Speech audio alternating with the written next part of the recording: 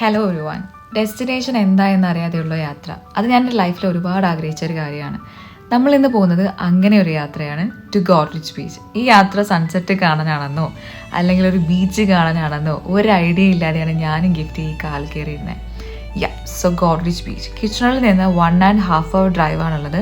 നമ്മൾ പോകുന്ന വഴി മുഴുവൻ കൺട്രി സൈഡാണ് കേട്ടോ. കാനഡയിൽ വരുന്നതിന് മുന്നേ വരെ എൻ്റെ മനസ്സിൽ ഇങ്ങനെയൊക്കെയുള്ളൊരു പ്ലേസസ് ഭയങ്കര കാമിങ് ആയിട്ട്, ഭയങ്കര കുറേ ഫാംസൊക്കെ ആയിട്ടുള്ളൊരു സൈഡൊക്കെ കാനഡയ്ക്ക് ഉണ്ടാവുമെന്ന് ഞാൻ ഇത്രയും വിചാരിച്ചില്ല കേട്ടോ. സോ നമ്മൾ ഇങ്ങനെ പോയി ഗോഡ്രിച്ച് മെയിൻ ബീച്ചിൽ പോകും. അതിൻ്റെ അപ്പുറമൊക്കെ കാണുന്നത് USA സൈഡാണ് കേട്ടോ, മിച്ചിഗാനൊക്കെയാണ്. ഈ ഒരു സൈഡിൽ ആക്ച്വലി നമ്മുടെ ഗോഡ്രിച്ച് മെയിൻ ബീച്ച് മാത്രമല്ല, ഒരുപാട് കുട്ടി കുട്ടി ബീച്ചുകളുള്ള ഒരു ഏരിയ കൂടെയാണ് ഗോഡ്രിച്ച് എന്ന് പറയുന്നത്. പോകുന്ന വഴി മുഴുവൻ ഇങ്ങനെ ഒരു കൺട്രി സൈഡ് ആയതുകൊണ്ട് കുറേ നമ്മൾ കാര്യങ്ങളൊക്കെ കണ്ടിങ്ങനെ ഫാംസും കുറേ വലിയ വലിയ വീടുകളൊക്കെ കണ്ട് ആസ്വദിച്ചാണ് ഇങ്ങനെ പോയത്.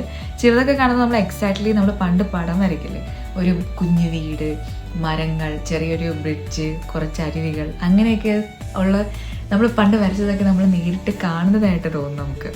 പിന്നെ ഈ വിൻമില്ലൊക്കെ കാണുമ്പോൾ എനിക്ക് ശരിക്കും ലൈക്ക് നമ്മുടെ നാട്ടിലെ മധുരൈ സൈഡൊക്കെ പോകുമ്പോൾ വിൻമിൽസ് കാണില്ലേ, എനിക്ക് അതാണ് ശരിക്കും ഓർമ്മ വന്നത്.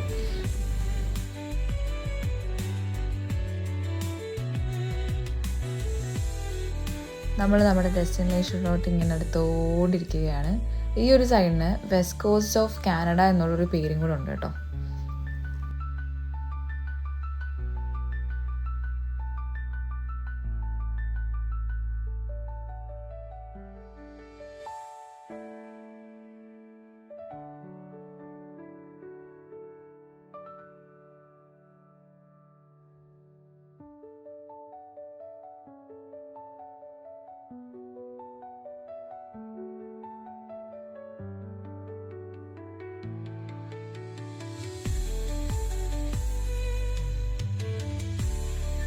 ഇവിടെ ഇങ്ങനെ കുറേ ഷോപ്സൊക്കെ ഉണ്ട്, പക്ഷേ നമ്മൾ പോയത് സൺഡേ ആയതുകൊണ്ട് എല്ലാം ക്ലോസ്ഡ് ആയിരുന്നു. ഇവിടെ ഷോപ്സ് മാത്രമല്ല, ഷോപ്സും ബിൽഡിങ്സും മാത്രമല്ല, ഒരു ഇൻഡസ്ട്രിയൽ ഏരിയ കൂടിയാണ് കേട്ടോ ഗോഡ്രിച്ച് എന്ന് പറയുന്നത്.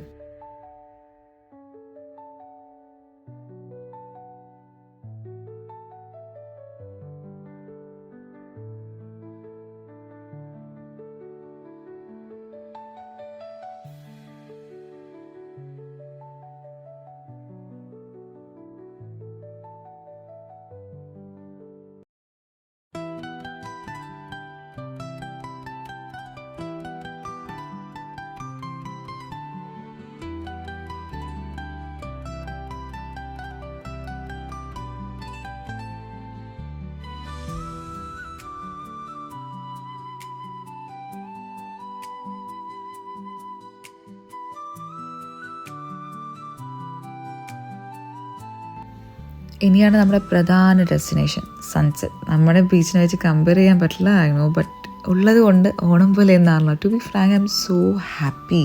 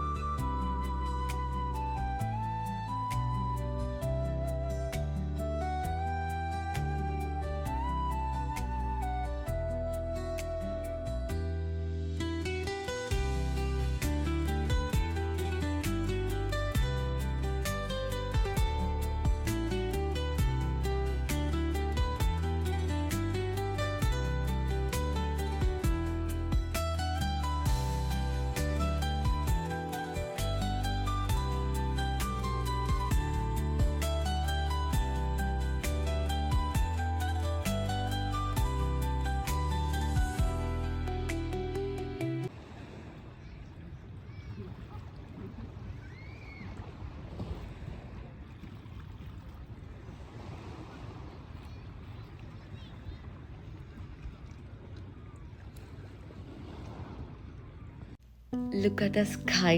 ഈ ഒരു വ്യൂ ശരിക്കും നേരിട്ട് കാണാൻ എന്ത് ഭംഗിയായിരുന്നു. ഒരു സോങ്ങൊക്കെ കേട്ട് കുറേ നേരം വന്ന് സംസാരിച്ചിരിക്കാൻ പറ്റിയ ഒരു സ്പോട്ട്. ഇതൊരു അൺഎക്സ്പെക്റ്റഡ് യാത്ര ആയതുകൊണ്ട് തന്നെ നമ്മൾ ഭയങ്കര ക്യൂരിയസ് ആയിരുന്നു, ഇനി എന്താ, എവിടാ. പിന്നെ കുറേ നാളത്തെ ആഗ്രഹമായിരുന്നു ലൈക്ക് ബീച്ചിൽ പോയിരുന്നൊരു സൺസെറ്റൊക്കെ കാണണം എന്നൊക്കെ പറഞ്ഞ് ശരിക്കും പറയില്ലേ, unexpected moments that become your best memories എന്ന്. ഈ ഒരു യാത്ര എനിക്ക് ശരിക്കും ഒരു റിലീഫായിരുന്നു.